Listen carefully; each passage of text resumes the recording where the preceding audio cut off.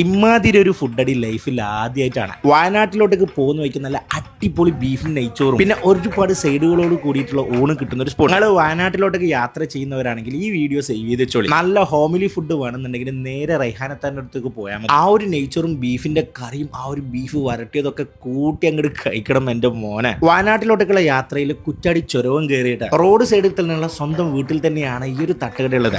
ആ പോകുന്നതാണ് റൈഹാൻ. മൂപ്പരെ കൈകൊണ്ട് തന്നെ ഉണ്ടാക്കിയ നെയ്ച്ചോറും അതുപോലെ തന്നെ ബീഫ് വരട്ടും ഒരുപാട് സൈഡുകളോട് കൂടിയിട്ടുള്ള ഊണ് നിങ്ങൾക്ക് ഇവിടെ അവൈലബിൾ ആണ്. ഈ വൈക്കൊക്കെ പോകുന്നവരാണെങ്കിൽ ആദ്യം വിളിച്ച് ഓർഡർ ചെയ്യുകയാണെങ്കിൽ ഫുഡൊക്കെ മൂപ്പർ ആദ്യം സെറ്റ് ചെയ്ത് വെക്കും.